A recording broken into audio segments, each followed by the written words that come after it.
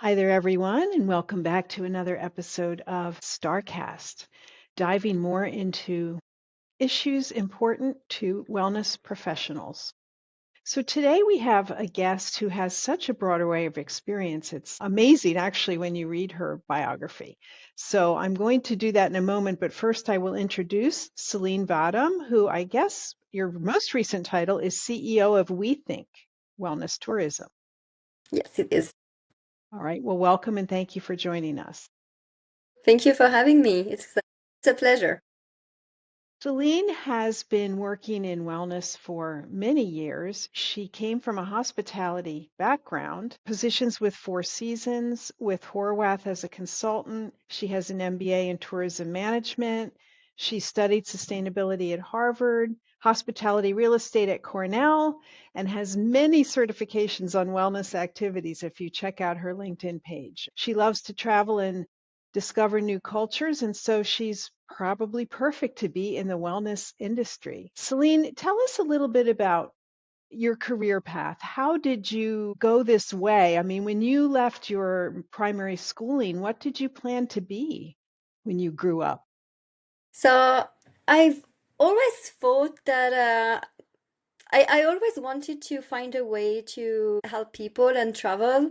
I've always been interested. I grew up in a place where I was mixed with different people from different cultures, different countries of origin, different religions, and I really enjoy that. I really enjoy getting to know about different, yeah, like all these different cultures. I think that's where my travel bug started. And I've always had like a very curious and curious mindset and exploring and very social too. And I started in tourism because I thought that tourism was a very interesting tool for to help countries, to help people, to help them develop and to help them um, like come across like different cultures and get their like places or their locations also like discovered by other people, not in like this kind of trashy touristy way, but more in the sense of like getting to meet people and discovering, yeah, in a more discovery way. And so I thought that tourism was a very good tool to bring more infrastructures and progress, and also like aligned to put the light on and make other people discover, yeah, other cultures. So that's where I was coming from originally. And Where I was going to ask, where did you grow up? I grew up in France, so I was born in south of France, but I grew up in east of France, so close to Switzerland and Germany. And there it's very industrial. It's the countryside, but at the same time it's very industrial. It's the home of Peugeot, the manufacturing company. And so I had lots of friends with parents being immigrants from like North Africa, Senegal, Morocco, Algeria, Tunisia, Italy, Portugal, the West Indies, the Caribbean. So I was really raised with this melting pot area. Poland, yeah, like different people from different places. And so, and I found that really fascinating, and how like how sometimes, and I think it's so relevant in today's world where some people try to separate us, but you really see like this community aspect and what are all the things that make us similar, but at the same way, like with different interpretations. And well, we can go a bit deeper into that later, but that's also what attracted me in working with blue zones, because when you look at blue zones, and I think it's something that's maybe not highlighted enough, but the cool thing for me about blue zones is learning about how like different people, yes, it's the people who live the longest, have the highest concentration of centenarians across the world, but what's really behind it for me, it's like really discovering how like with the same pillars the same lifestyle pillars, you have different interpretations depending on when you are where you are in the world, depending on the culture. And at the end of the day, like everybody wants the same thing. They want to have healthy, happy, and loving lives. And so there's so many ways to interpret that or to like illustrate that depending on where you are in the world, but like really at the like the very core and basic level, like this is it. And so then you have like different foods or different cuisine and different um, activities that you can do, or like different arts and crafts that you can do, different modalities. But then the core is still the same everywhere.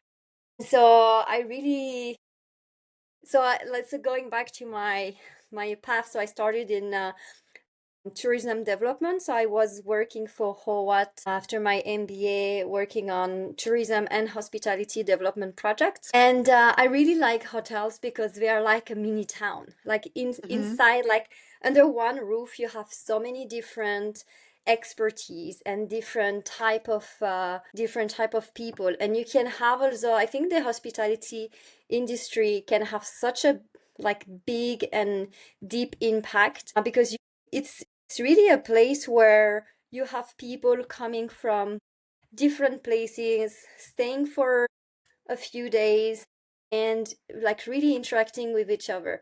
And you have this very like big ripple effect on guests, but you also have the employees, you also have the local community. So you really have like a very special entity. It's like a little, yeah, like a little village under like one spot. You can create your own little ecosystem.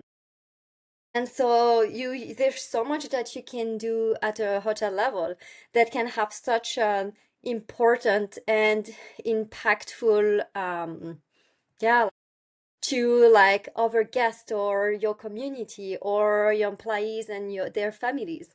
Like when I was studying so sustainability, and so I founded also the hospitality think tank, which is now going back under WeThink because I only have so much time and I can't deal with too many social media accounts and websites. So that's really like why I'm just putting back under WeThink. But during the conversations we were having around how to bring more sustainability in the wide sense of the word to hotels, and it was interesting to see how like um like some people learned about certain things or certain initiative from friends.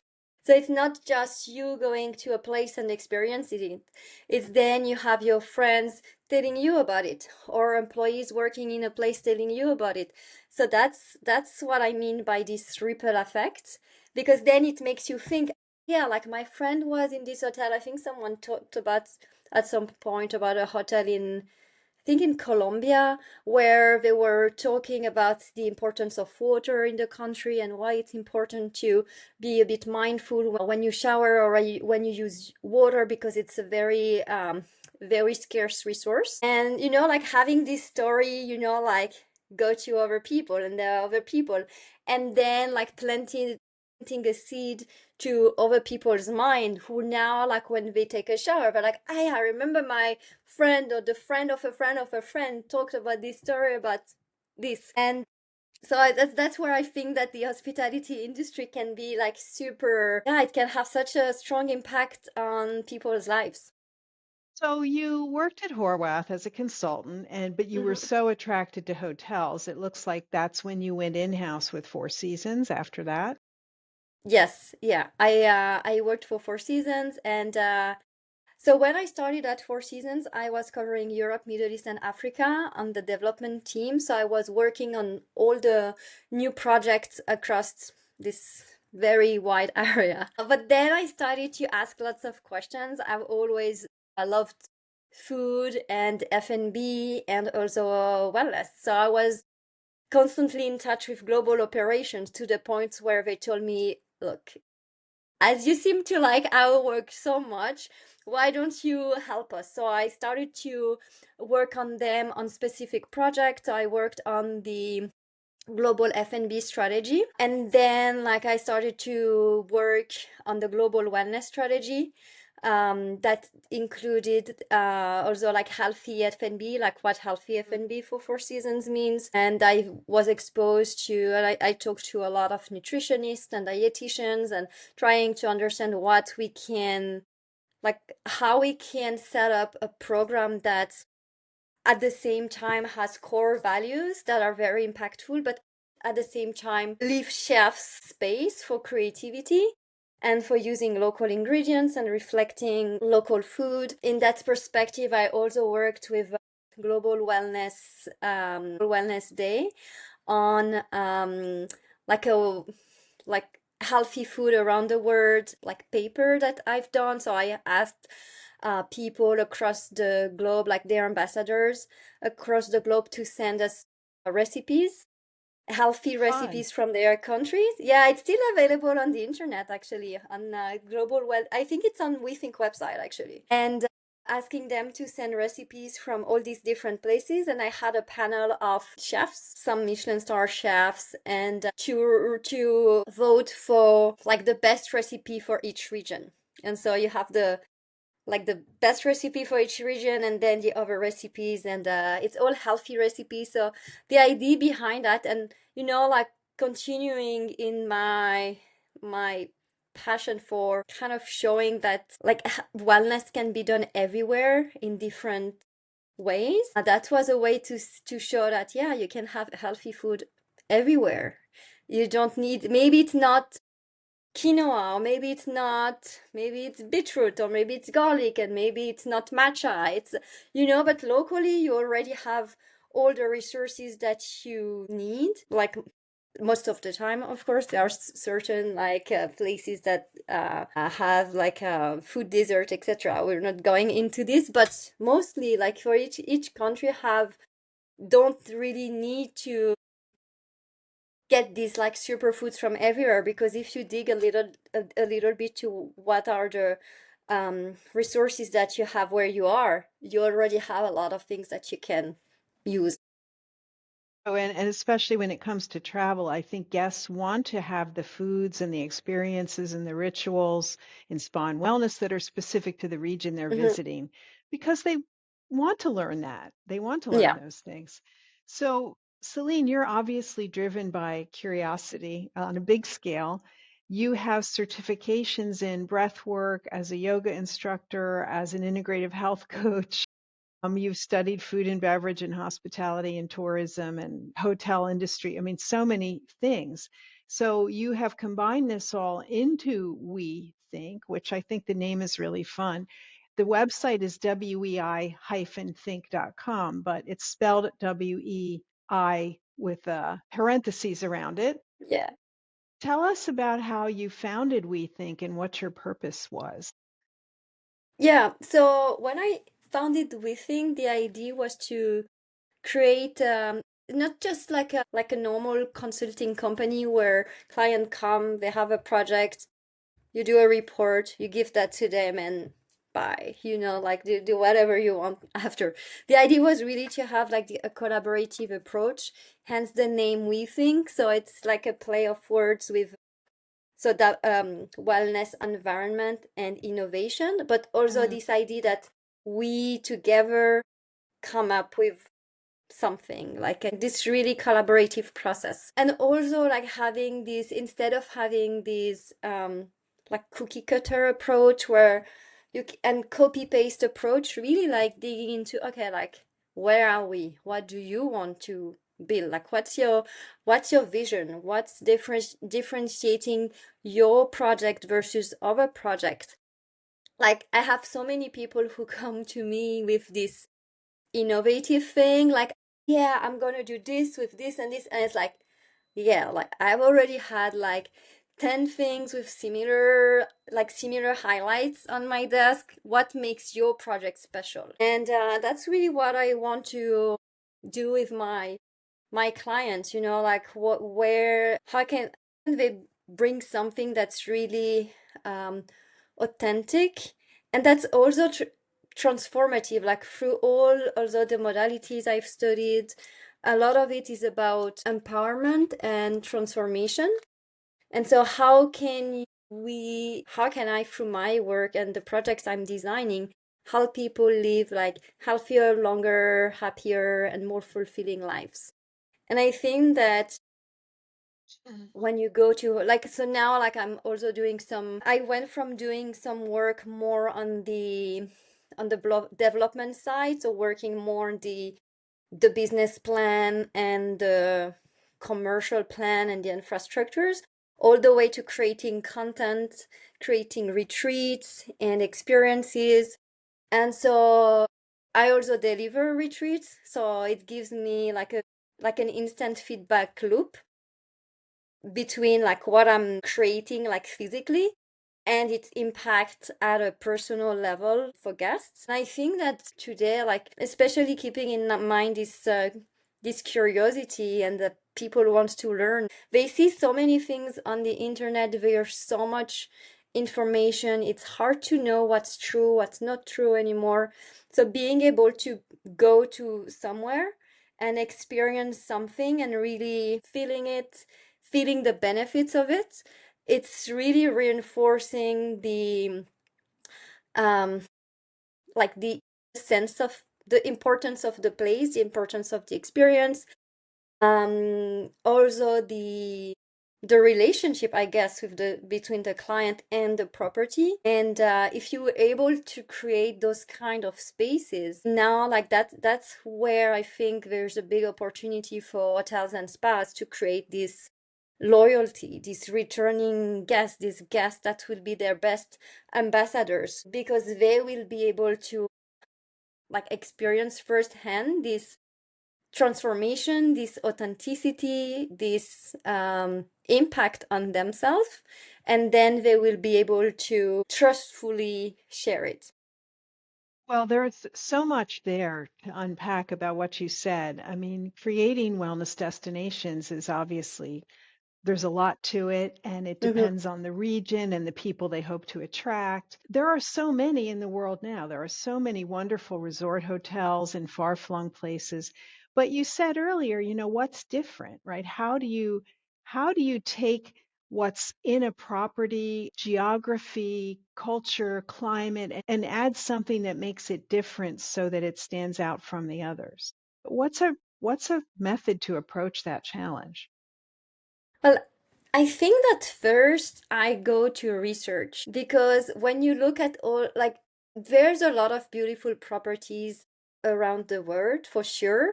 But when you dig a little bit deeper, you see that there's a lot of copy pasting. There's a Mm. lot of things that look beautiful, but at the core, in the essence, if you scratch a little bit the surface, there's not really any depth. Or you have like a lot of facilities, but you arrive there and you're like, okay, what do I do now? Where do I start?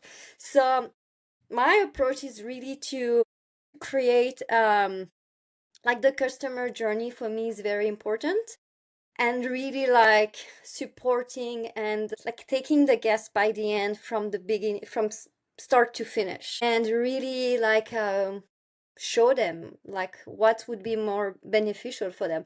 Also like helping my clients understand things, like people come to me and say, I want to do something, I want to do like a longevity, like a longevity program, or like a bring more longevity into my spa. It's like, okay, what does that mean? Like longevity from what angle? This is longevity. This is what we mean like biologically in terms of longevity. These are different modalities and the effect of each modality.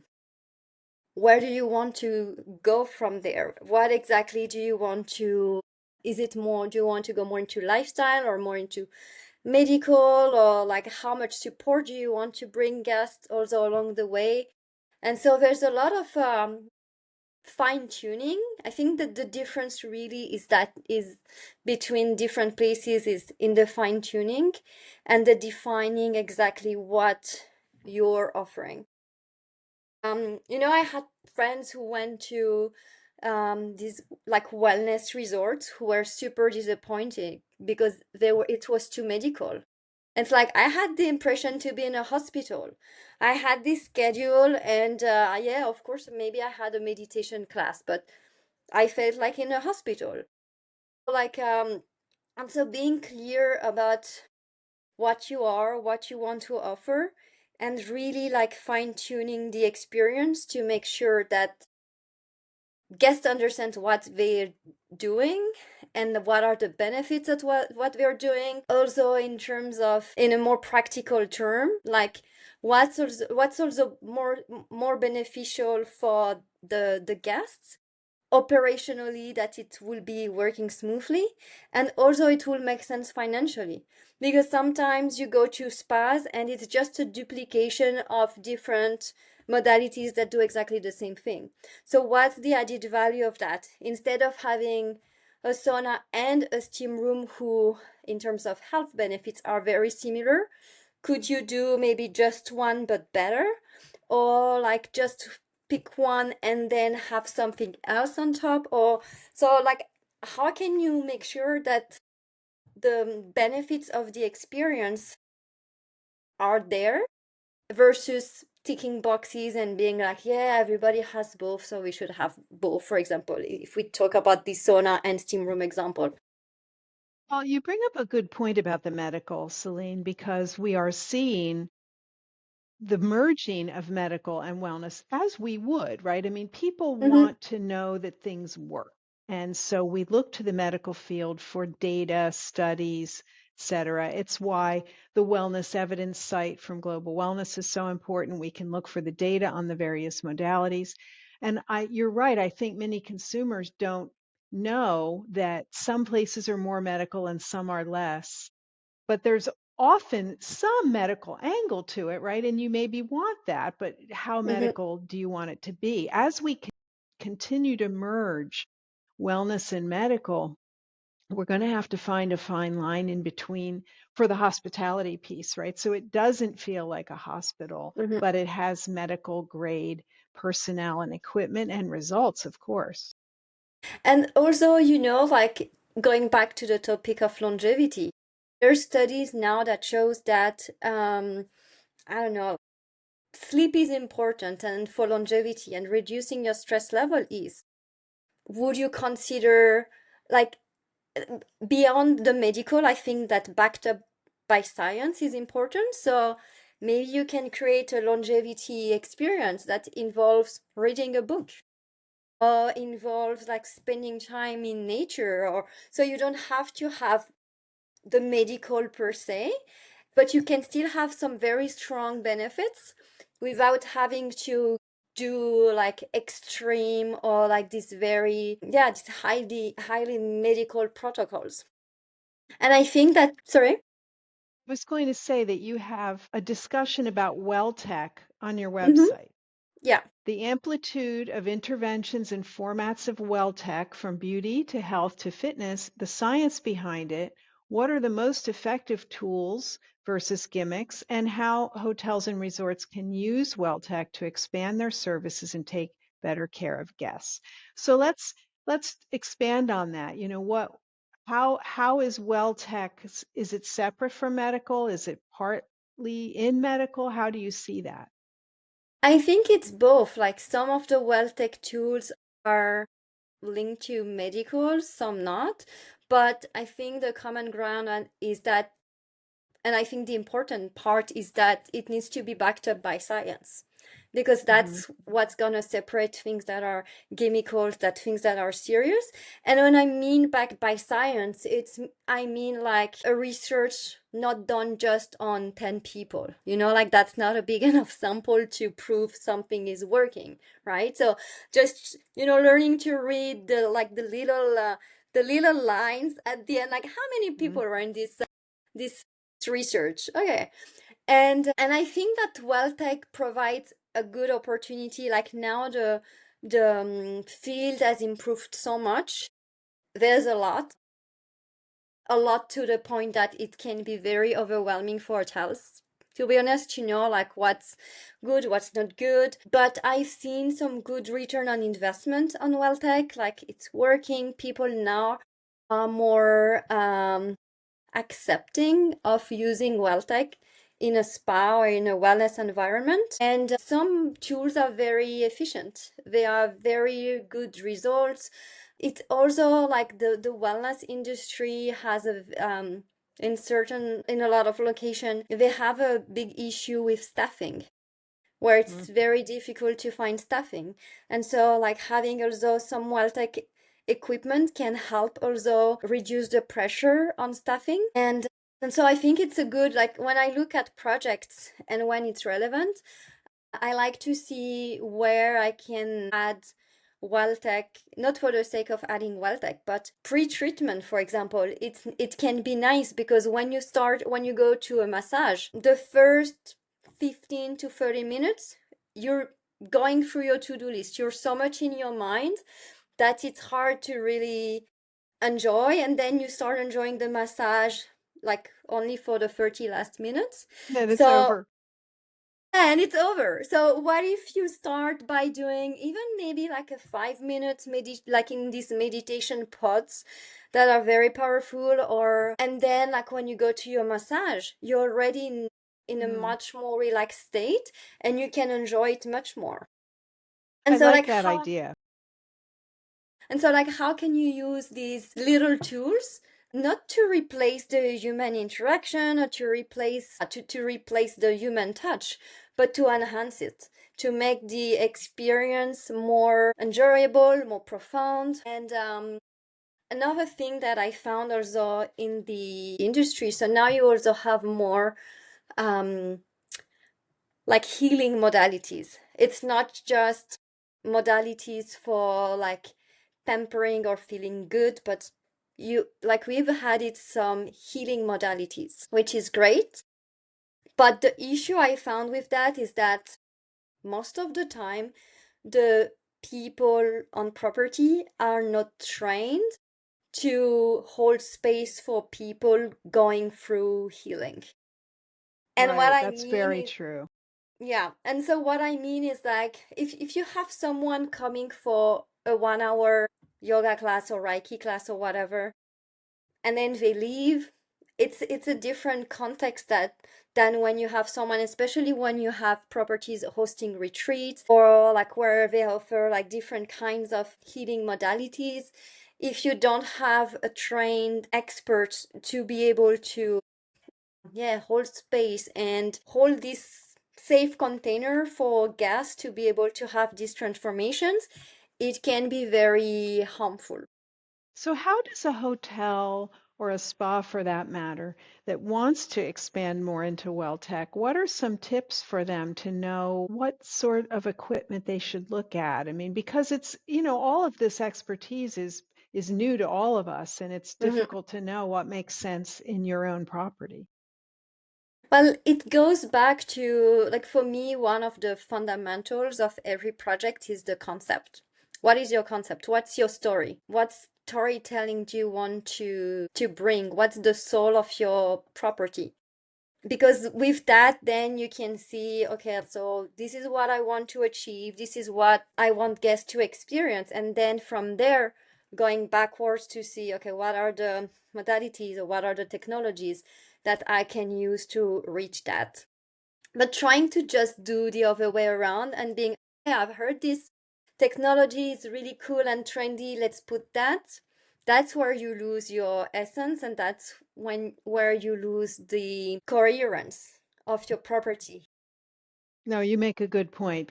Always considering your core concept and whether things fit for you or not. And then, of Hmm. course, there's how do you deploy it? How do you market it? Train people on it? And then, it does have to be monetized at some point. Hmm, for sure.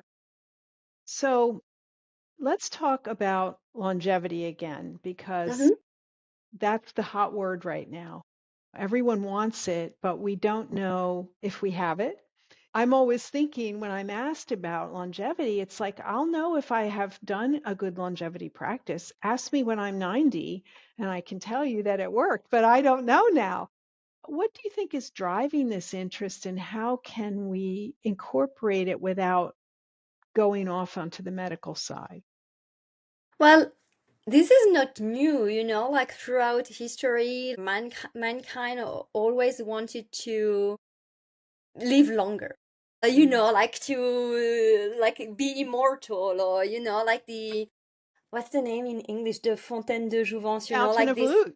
exact exactly the Fountain of Youth, for all these things that you could do to fight aging, basically. And so I think now, like the little twist, or like the reframing, is that the idea is not necessarily to live until 100, although for some people it is, but it's more like we've realized that now, like, people live longer than before, but they are getting sick earlier. So Mm. the lifespan is expanding, which is the amount of years you living, but your health span, which is the number of healthy years you're living, is reducing. And so now I think that really the focus is in longevity, not just living longer, but living healthy years longer.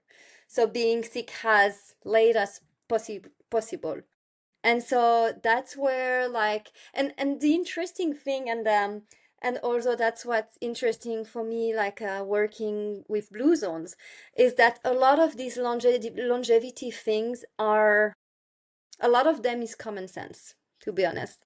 A lot of them, it's not groundbreaking, or it's not like this flashy, or this like super, I don't know, these flashy methods or anything. It's a lot of the things are very simple, but simple doesn't mean easy. And the thing that I've seen also, so I've been leading Blue Zones retreats across the globe now, with lots of people. And there's interesting thing is that the people who come to those retreats have very different profiles. I had people from all over the world, a lot of people from the US, because Blue Zones is based in the US, but I had people from Asia, from Europe, from South America, all ranges. So I delivered the retreats to people from 20-year-old to 80 plus year old, women, men, people coming as couples with families, just by themselves or with a group of friends. So really, like, I was surprised to see, like, the range of interest for that specific topic. And the other interesting thing that I found is that, yeah, so what makes it not easy these days to implement those things is that things are like, we gain comfort, which is great, but at the same time, this comfort took out from us some uncomfortable things, but that at the end of the day were like healthy for us. For example, washing dishes, like, some people find it relaxing. I'm not one of these people. But the thing about, like, washing dishes is that it makes you move. Now you put things in the dishwasher is Mhm. cleaning the thing. So it's bringing you more comfort. You don't have to wash the dishes, but at the same time, it's taking away from you these few minutes of movement that you would have to do. Mhm. So that's a basic example, but you can use, like, you have so many other examples, like the car, or like my grandpa never had to think about going to the gym because the cars were not developed when he was growing up, so his options Had to were walk either or to take her to bike. walk or take the bike. Exactly. And so now, like, we have to intentionally integrate things into our lives that we didn't have to integrate before because it was kind of blended in already. So these things about moving naturally, like today it looks more like, well, I have to go to the gym, or I have to make sure that every hour I just walk and even go to the bathroom or whatever, but just move. And so Because now we we sit have at to, our desk otherwise. We exactly. sit at our desk all day. We're not out there gardening and raising animals and Mhm. growing our food and all of the things that they did have to do. I'm interested, Celine, in what happens on a Blue Zone retreat. I mean, you take a group of people. Do you go to a Blue Zone area? Because just visiting one doesn't, lend the health effects of it. But what happens on a Blue Zones retreat? How long are they, and what sorts of things do people do while they're with you?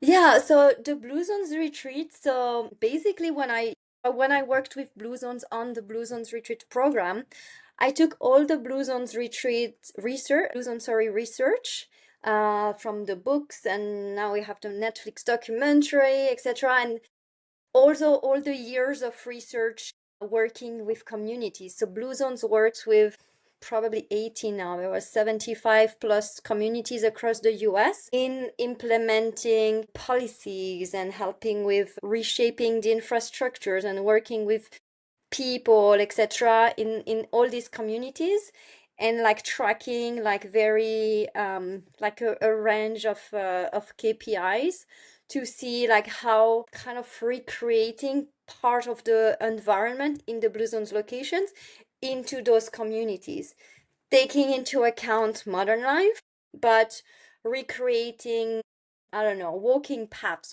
so people have more opportunities to walk or places to socialize, etc. And so I took all of these with my life health and lifestyle coaching background into creating something where people don't just learn about Blue Zones, but have the space to think about how could I recreate my own Blue Zones at home or for my own life, and like what does that mean, like how does that look like. So we have modules on stress and how the brain and the nervous system work. We have a module on purpose, what does it mean, and some exercises around it. We have one And on you do these on the relationships. retreat, like you do these modules or these exercises.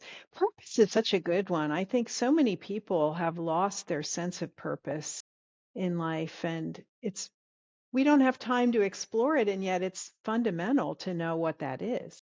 Yeah, so the retreats are really a good opportunity to pause, be surrounded with like-minded people, like being in this safe space and where you have also people sharing their experience, because sometimes we feel so isolated, or we feel like, this is me and it's only me who's going through that. And then by talking with other people, you realize that, yeah, actually I've been through something like that myself, or I'm currently going through this thing, or this is something I've tried and it really worked for me. Maybe you can try it. And so, yeah, we have all these modules. And then we also have, so it's not just in the Blue Zones location. So also I'm doing the retreat in Costa Rica, in Okinawa. We have additional Blue Zones locations that haven't been announced yet, but are coming for 2026. But we're also doing it in other locations. I'm doing the first Blue Zones retreats for this year will be actually in Kamalaya in Thailand in Oh, May. nice. I've done a retreat in New York, which is gonna come back also this year. So the idea is also for New York, for example, for Kamalaya is a bit different because it's blending this Blue Zones knowledge with all the knowledge and the expertise they already have around Ayurveda. And so, like, seeing how Ayurveda and the holistic approach of Ayurveda and this beautiful place in Thailand can also give additional tools to the people who are called to this. In New York, the idea was to say, like, it's not because being in a urban environment is not an excuse. Mm. It's actually a great opportunity, because when you think about it, in a place like New York, you have access to so many things.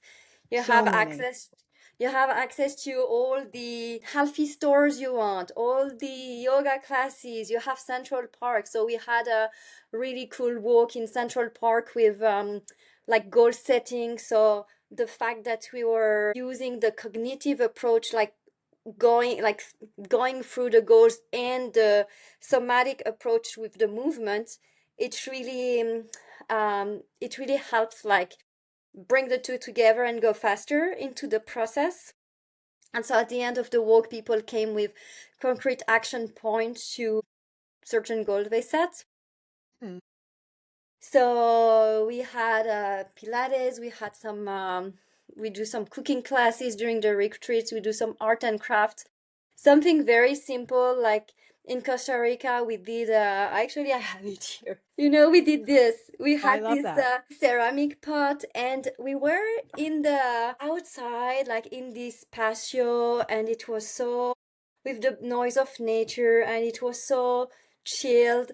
And at the end of this session, everybody was, I feel so calm and rested, and this was so simple, but just the fact to take the time to do this and to like sit down and just be focused on that, and it's really, again, it's easy, but it doesn't mean that we do it. Well, simple and not easy, right? We might say it's Hmm. really simple.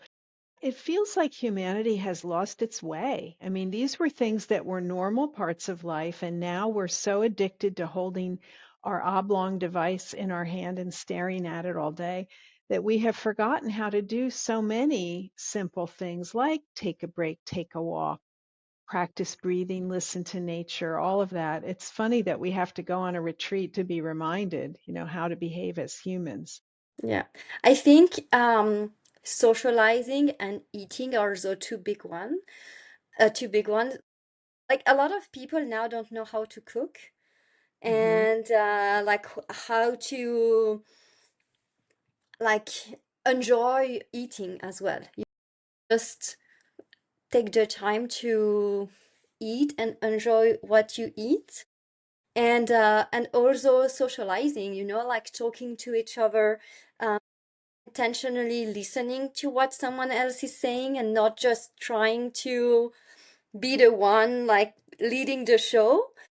So yeah, it's like some skills that are important, and slowing down, like I have like during when we talk in the module about stress and the nervous system, a big thing like in the blue zones verbiage, they call it downshifting, which is a fancy way Mm. to say like just resting, but it's something that it's hard for us to do, and like there's research that shows how, the impact of meditation on your nervous system, or even for kids, like how allowing them to be bored is very important for their cognitive development and to develop So their true. creativity. But we try to pack their schedule or our schedules with so many things that we don't allow us this time and this space to just be bored and think and be creative. That's a great observation. It's very true. I'm sure I was guilty of it with my kids too. They're having this activity and that activity. You want to expose them to things to see Hmm. what they're interested in, but you're right, there's no space to just sort of discover on your own. And I think that they don't develop that skill, as they Hmm. become adults. If they're not in a schedule, they don't really know what to do with themselves. Hmm. It's a little bit sad, but hopefully we can get it back at some Yeah. point. So we think consultancy, who are the ideal clients for you? It's an interesting question. So I work a lot with either like with hotel developers who have like a hotel or resort projects. I also work with hotel chains who want to like put together a wellness program or wellness strategy. I also work with hotels who want to same, like redesign their wellness offering. I want also to work more. So we think is my B2B, the B2B side of my company. I also have Retrouvailles, which is this idea of reconnecting with yourself. And that's more my B2C company where I do more like of the retreats. So I do more of this, creating content for hotels or creating retreat programs that can be led either by me or I can try other people to deliver them. And so working, yeah, with hotels, hotel chains around that. Also, I do a lot of speaking in public speaking or speaking at conferences and retreats. So launching this year corporate retreats for corporations and groups who want to go through retreats. I do the Blue Zones retreat, but I also do other retreats that are not necessarily under Blue Zones, Mm. and that can be customized to the angle or the approach that the hotel or the property or the company wants to use. I've done one in Sardinia with Belmont at the Grand Hotel Timeo, and this one was around the chakras. So it was 7 days. Every day was linked to a different chakras, and Oh, I love I that. like work. I like working with the chakras because the name chakra can be a little bit off-putting for certain people, but it's a very structured system and very progressive. So you really go through like your foundations, your roots, and then you go up to your emotions, to your relationships, your communication, your creativity. So you can really build a strong, it's like building a strong house, you know, you start with the foundations and then you bring it up. And every day we were focusing on one chakra with activities and like lifestyle coaching, and even the food was tailored for the chakra. It's what I love when I do the retreats is to see how people transform from the day they arrive to throughout the retreats and to the day they finish. Yeah, the magic the magic operates every single time, like every single time. Even sometimes there are groups that are a bit more challenging from the beginning than others, but you can see that once you have like I think a strong, and again, you know, this idea of fine tuning and this idea of having like a journey. So once you have the journey or the process that is strong, then it works every time. Well, I'm sure it's also due to your enthusiasm and knowledge and skill, but you're right. It is so great to see the light bulb go on, and I applaud your effort to have wellness in everyone's life globally. You're certainly doing everything you can. For those who want more information on Celine, you can connect with her on LinkedIn or go to her website, wei-think.com. She's got courses, a magazine, her own podcast. You're a busy lady. So thank you again for joining us, Celine. Really appreciate it. Thank you so much. Thank you.